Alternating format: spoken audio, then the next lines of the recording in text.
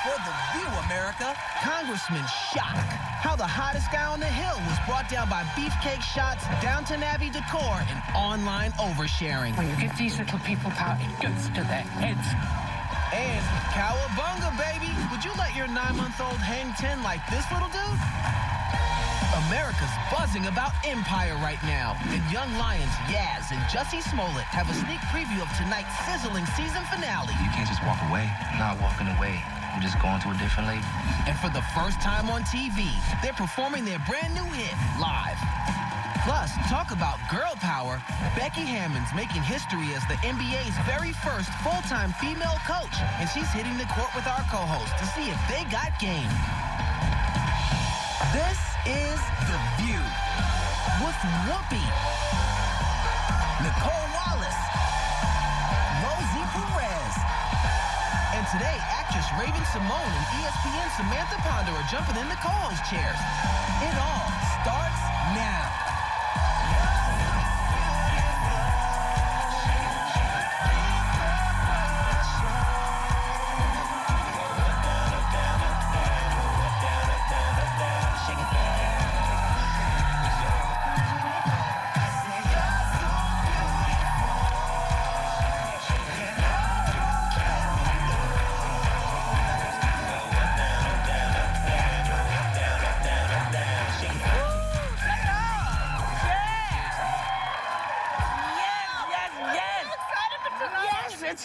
It's crazy. Welcome to The View, first of all. Welcome to The View. You know, what you just heard, as you may or may not know, this is You're So Beautiful by the Empire Stars. Oh, my God, I'm so excited. Empire does. Jussie Smollett and Yaz, who are performing that song live here later in the show. Hopefully everybody's watching, because there's a lot, 2 hours happening tonight on Empire. I'm just saying it. You need to pay attention to what's coming, baby. I am beside myself. I have to go to D.C. for a lovely event, but I've been up all night trying to think of an excuse. But you never want to use like the sick baby thing if your baby isn't sick. Yeah. So I'm dying. Because she wants to watch Empire. I'm dying. And it's been the longest week. Like, it's only Wednesday, but I'm like, oh, one more night, and now I have to miss it. So don't tell me what happens. Well, she's not going to get to see it because she's on stage tonight. Yes, I'll be Fish in the Dark. Fish in the Dark. So none of you tell me what happens tomorrow. So I'm gonna watch Don't get on social media anyway. Yeah, that's crazy. Well, listen, let's start because this is interesting stuff for today, but watch tonight. Anyway, Starbucks CEO Howard Schultz just launched the Race Together campaign, encouraging baristas to discuss race relations with their customers. He says it's a vitally important conversation that needs to be had in America. And the campaign, of course, is being widely criticized and mocked online. What do you think? Can they do it after you get your coffee? Because I feel like in the morning before because I'm a new mom, suddenly drinking coffee all the time, I don't want to talk to anyone about anything, certainly not a serious subject like race before I've had my coffee. But my opinion on this is if you don't like it, then get your coffee somewhere else. Like this is, you know, like if you really want to stick it to Starbucks, you don't like them talking about this, then just go somewhere else. But it did say hashtag race together. It doesn't sound like it's being negative. Right. No, I think they're just encouraging people to talk. Her issue is that, you know, if you're tired, you don't want to engage in conversation, you shouldn't feel obligated. Here's the thing for me.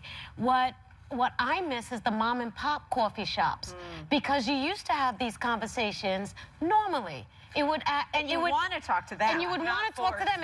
It would be an organic conversation. You weren't on a line and going up to somebody that you don't recognize or doesn't understand. Oh, I got you. You want blah, blah, blah.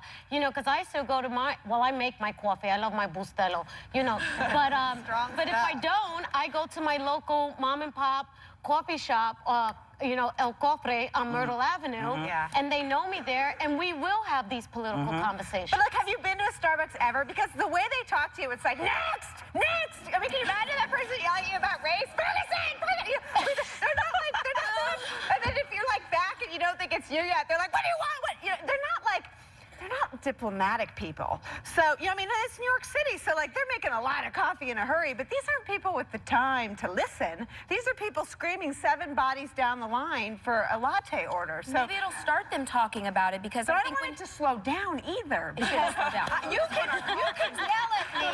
You can like that the way no one else in my life can talk to me if you're providing this new mother with her caffeine. Yeah. So I just don't see how like a really important, thoughtful conversation. Like, it doesn't offend me, but I don't know that. I think that it's part of getting the baristas to say, what do you think of such and such while they're doing this? They're busy, but they actually can do more than one thing at a time. I can't. Well, that's because you're on this show. It's understandable. It'll come back. It'll come back. But I think it's, I think that the point was to get people having the discussion, because people are very uncomfortable talking about race for some reason. It just, you know, you think, everybody was talking about the first black president. I thought we as people were more comfortable talking about race, and I've seen less comfort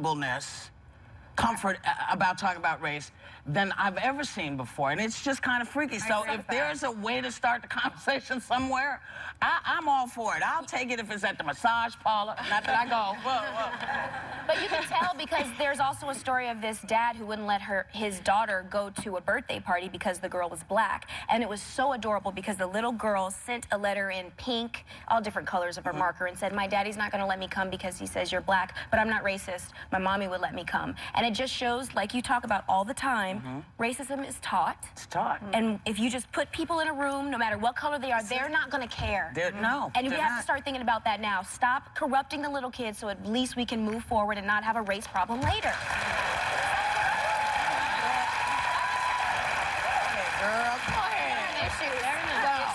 I just don't know how that's going to be fixed at Starbucks. Like, what are they going to say? Like, in their job description, what do they have to... I don't think it's about fixing it. I think it's beginning the conversation. I think it's just because what it should might they be say? like ideally, what should they say to you when you're ordering your Starbucks? I don't go to Starbucks because I don't drink coffee, so I don't know.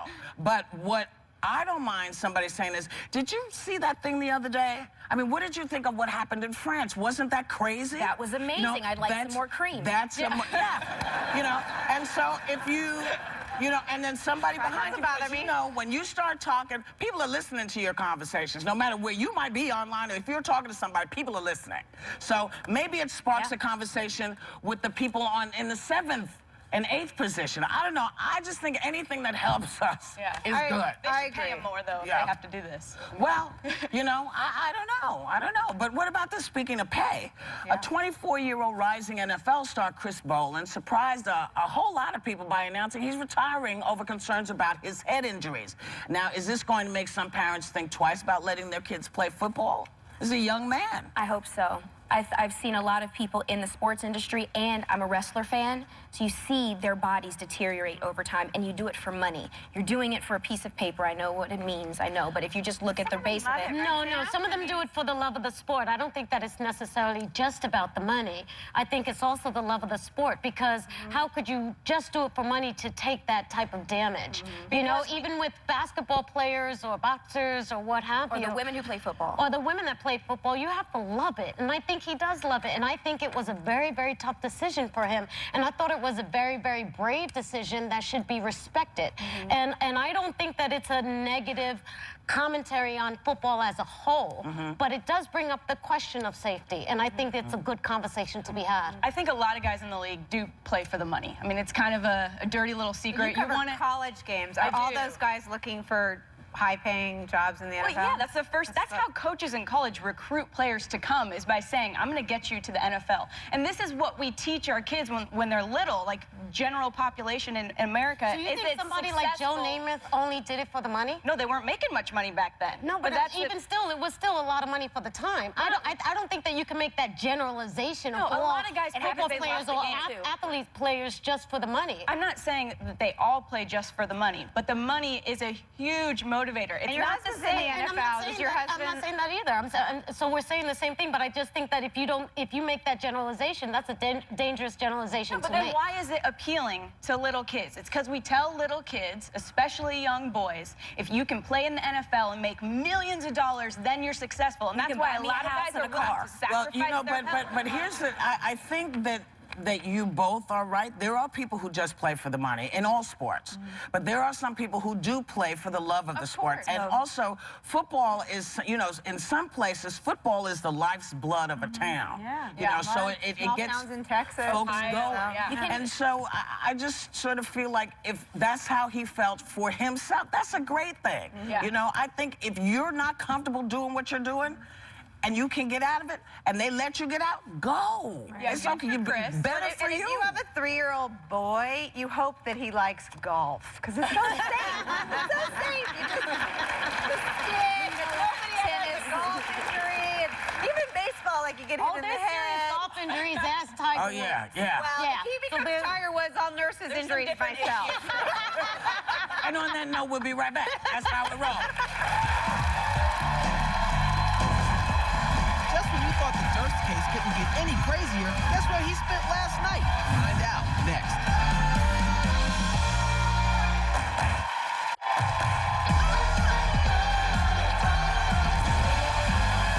Welcome back. You know, Illinois Congressman Aaron Schuck has made headlines for showing off his body in magazines and online posts and for spending a poop load of money on his Downton Abbey-inspired office. And now he says all the scrutiny has become such a distraction, he's stepping down.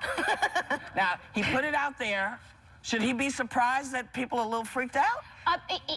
He's not stepping down because of all the that type of scrutiny. He's stepping down because there was going to be a possible investigation because of his finances and how he used taxpayers' dollars to finance his trips and his mileage and all of that. That's, to me, in my opinion, take a page, from the Hillary Clinton handbook. Those guys have been investigated every second that they've been in office. If that was their standard, we would never have had a President Clinton. We never would have a, I mean, you know, just because half of Congress can be under investigation. What he did. Well, he no one knows what he did.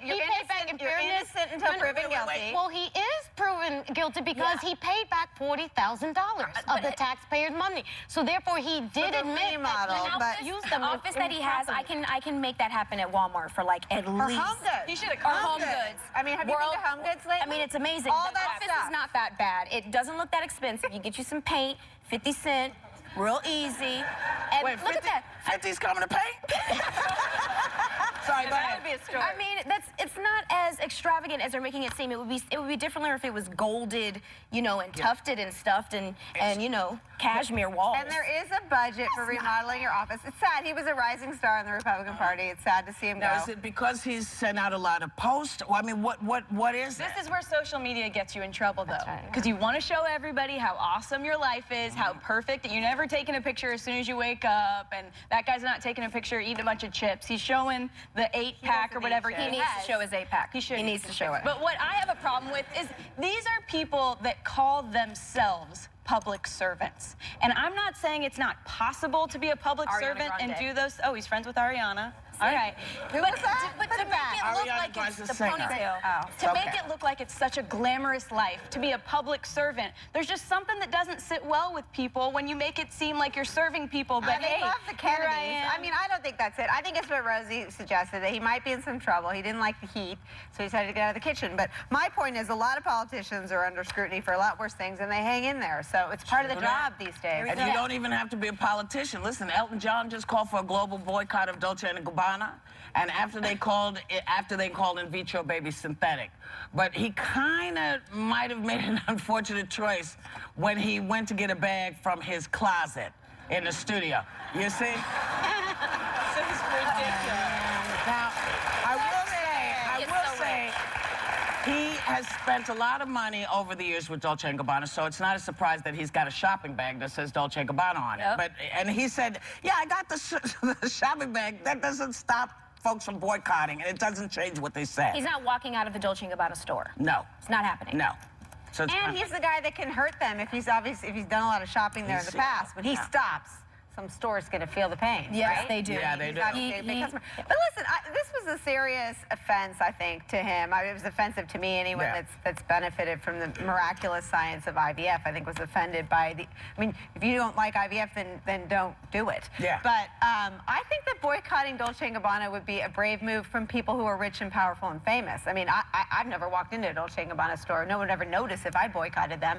But I think it will be interesting if the rich and famous and powerful and beautiful decide to hold up a boycott. There Because is- they can make an impact. There is one actor, I forgot his name, that is donating some of his, putting up for auction some of his Dolce & Gabbana he clothes. came here, he wrote the book, Warhol, Andy Cohen. Yes, Yeah, Andy Cohen. yeah, He's donating some of his clothes and seeing how much money he can make to give it back to, Love it. you know, people who Now, need what that. about this? In a new interview with Playboy magazine, former Vice President Dick Cheney says that Barack Obama is the worst president he's ever seen in his lifetime, and also accuses him of playing the race card by saying prejudice has factored into criticism of his policies. Well, he's a different Why is race, our so... former vice president doing an interview in Playboy? He did an Like, interview. can anybody explain that? Well, Playboy, I can explain it because Playboy, in fairness to Playboy, I don't read Playboy, but from the time it began, You read it for the articles. No, from the time it began, Yeah, they always had great articles, and they were always highly respected for that. And James Rosen Yes. does the interview. You may have seen him on Fox News. He's on Fox News. He's a reporter that Dick Cheney's known for a long time. I wish that Vice President Cheney, who I worked for 7 years and respect a lot and agree with him on foreign policy, I wish he hadn't mixed the issue up with race. Because I don't think that President Obama has been a strong president on foreign policy. I think he's done the sort of damage to the country in the globe that Jimmy Carter did. But I don't think it has anything to do with race. I don't agree with his foreign policy. But I don't have any feelings about his race. I mean, I actually Do you think he's played the race card? not in the way that he suggests. I think people have been very critical of President Obama. I mean, if this is us being restrained by race, what would we say about him if he were white? I mean, I think people are very hard on all presidents. Every single time. I've never heard of a president that's in reign that hasn't been, like, George Bush bombarded. was pummeled, and I don't think he could have been black, white, green, or purple. Obama George- gets pummeled. George and I don't Bush think was he should not have been pummeled. disrespected in the way that Obama Oh, that is was. not true. No, That is not true. That is not true. There has never been an elected official that yelled out to him, you lied. Nobody has ever done that. What's his name with the black eyes? Said it. Harry Reid. That was in our country. That was someone else. Harry That was Reid someone called else. him a liar all the time. Listen, I'm not saying it's a race to the bottom, but I'm just saying that saying someone's policies are the worst in history is legitimate policy disagreement. You can have that, but the minute you link race to it, because it's not like he was Asian yesterday and came back and was black today. You know, it doesn't work that way. And I have to say, you know, I know we have to go, and I know we're caught on time, but I will just put this out. One of the reasons why people are so angry about stuff that has to do with Obama when it comes to this is because he made it. It comes to race. He made it very clear that wasn't where he was coming from. And so whenever people say, oh, you played the race card, it's an insulting thing. It's like you didn't have anything else to do. And he didn't do it. So Dick Cheney, I know you were hiding at one point. That's all I'm going to say. We'll be right back with even more hot topics. You have no idea what else happened in those hills. And you'll never look at this beloved classic the same way again after you hear the untold story of the Sound of Music. Next.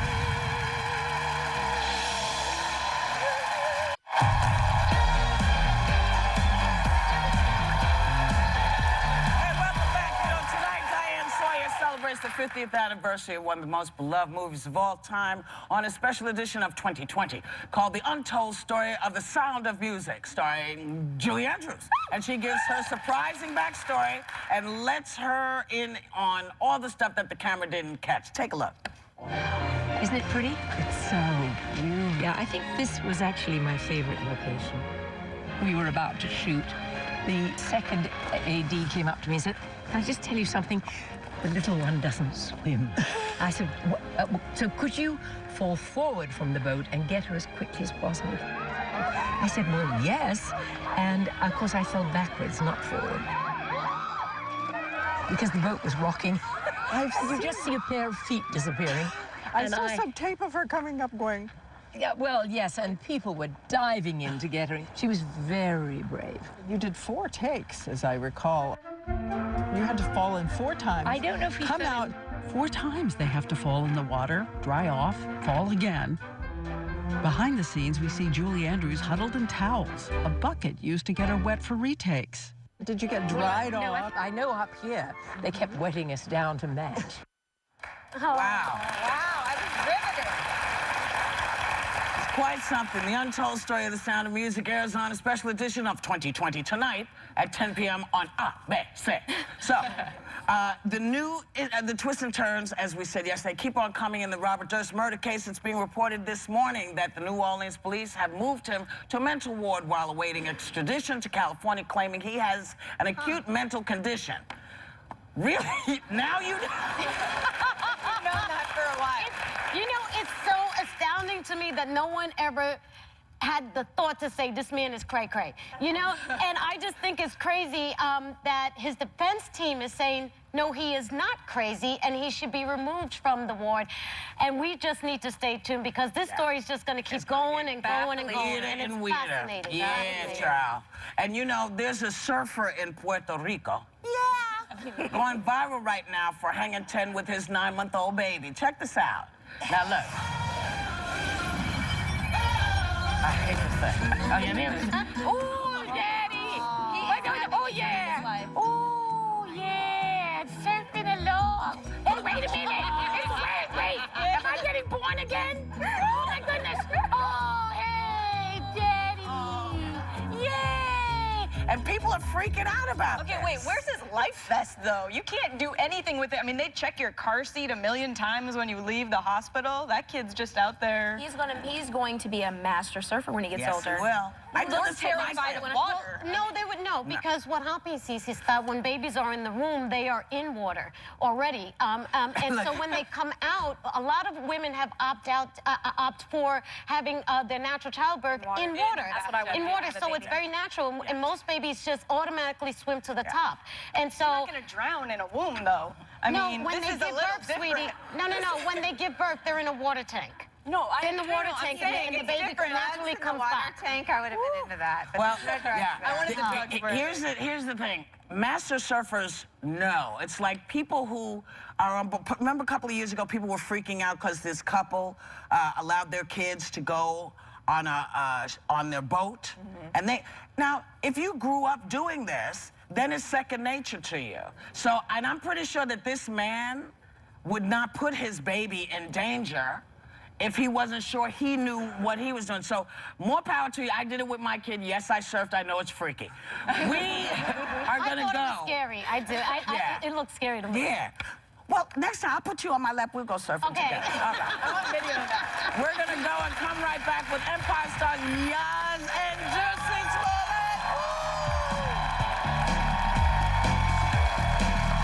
He don't. Please welcome Jussie Smollett and Yaz.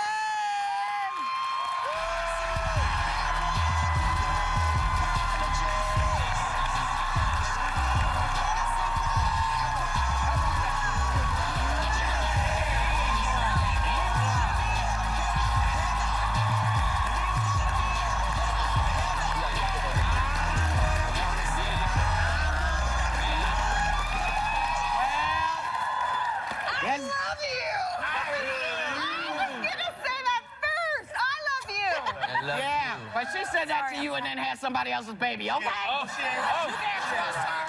Now listen, man, first of all, congratulations, because yesterday it was announced that the Empire soundtrack debuted at what? #1? And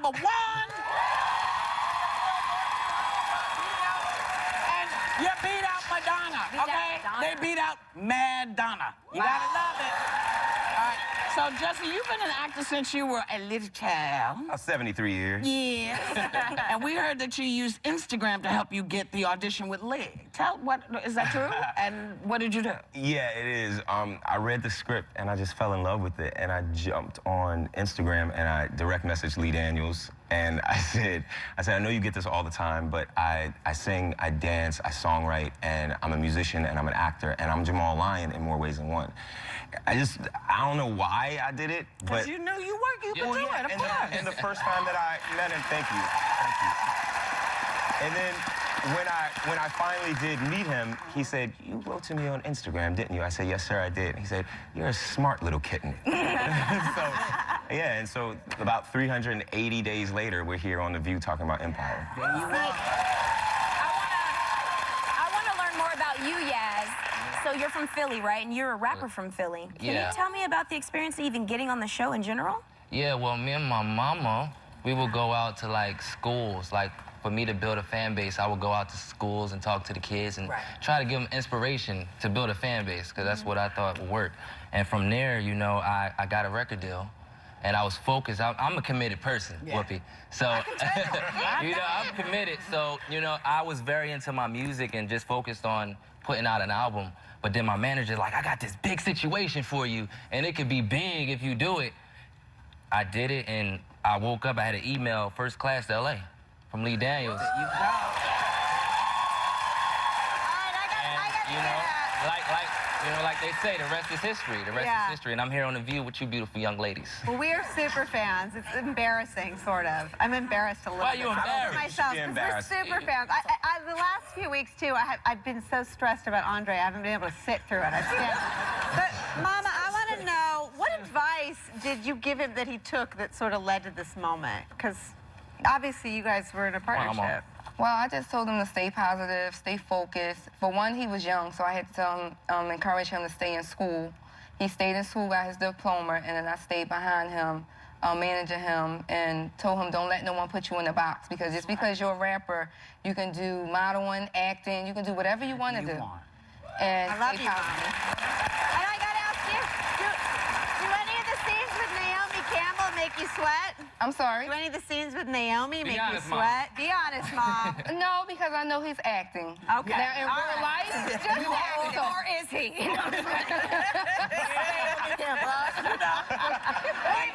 And is she the only one we got to be concerned about? That's what I want to know. Okay. Yeah. Sorry. That's all right. Go ahead, baby. I just want to point out that's Jussie Smollett's mother next Yes. to yes, mother. Miss Janet. Miss Janet, if you write. How many songs have you written on the soundtrack for Empire? On the soundtrack, 2, I Want to Love You, and I co-wrote You're So Beautiful. So now, I just want to go back to the plot a little bit, and don't ruin it for me, okay? But I want to know a little bit, like, should I be prepared? Because it was revealed that the father of your child is actually your father, who I hope stays your father. You but are I'm the really father. My confused. baby daughter is my sister. Right. So, like, is she? It's very Greek. I'm Greek. Yes. Is she going to? Are the brothers going to decide that she deserves part of the Empire too? I mean, is that? I feel like that might be. I feel like she does. Well, it's taste, I feel like she does. right? well, I want... Hell no. So not Jamal. He was Cher. Trust me, but you know what? Guess who's Jamal's mother? Cookie. Cookie ain't gonna let that happen. That's right. Come on That's now. right. Well, she might let her have a might. little I mean, tiny if the bit. baby has- You know who that ain't has getting the lion nothing? DNA. Boo Kitty ain't getting nothing. ain't getting nothing. But I want to ask you this, because this is one of the biggest plot lines, and you know, the homophobia that we see Lucius has for his son. Was this a big deal for you when you read it? Did you say, yes, I can do this, and I think it'll be a great way to get this conversation going? Because in our community, there seems to be this issue. So what do you think? What I think about that is that I was raised by my mother to be fearless, and if I am an artist, then I'm supposed to tell a story as honest as possible, and that is what Lee Daniels and Danny Strong are brilliant at doing, and Eileen Shaken, who's our showrunner. Right. L word all day. You know, we are here to tell a story, and yes, I would be in utter denial if I said that homophobia in the Black community was not rampant, but this is not an isolated situation only in our community. You know what I'm saying?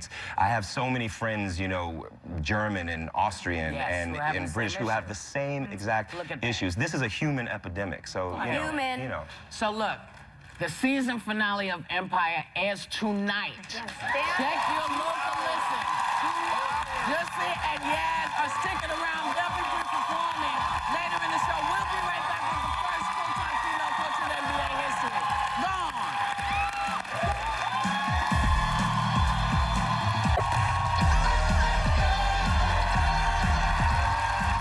For years, Becky Hammon was a huge star in women's basketball, earning the nickname Big Shot Becky for always hitting shots during clutch moments. But now she's making history as the first female NBA assistant coach ever. Please welcome Becky Hammon! Oh, my God. So, welcome, Becky. I am so pleased to meet meet you, and what is it like being the first female full-time assistant coach for the NBA? It's been great. The guys have been so positive, and they respond well to me, and thank goodness Pop is a guy that believes women can do anything men can do. That's true. What's it like, though, out of all the coaches in the NBA, Greg Popovich is probably the one that a lot of people are the most scared of. So what's it like working for a guy? And that's the head coach? Yes, head coach. Okay. Sorry. What's it like working for Pop? I mean, it's amazing. He's such a brilliant mind. We go to these long dinners, and actually things that we talk about other than basketball are like my favorite moments with him, because you just get to sit there and listen to his stories. He knows everything about everything. I mean, he went to the Air Force Academy. He's just a really smart guy, and so I really enjoy those moments. Okay, do we have time to give us some pointers? We got to work on our shots. On our shots, please. Would you do that for us? I would. I gotta tell you, I heard some scouting reports. And Samantha, you're supposed Let's to. go. Let's go. I'm gonna try. All right. It's March Madness time, so we got to make sure we work on it. I'm not going to be any good. I'm not going to be. Is that how you spell? You said, you go. More? Okay.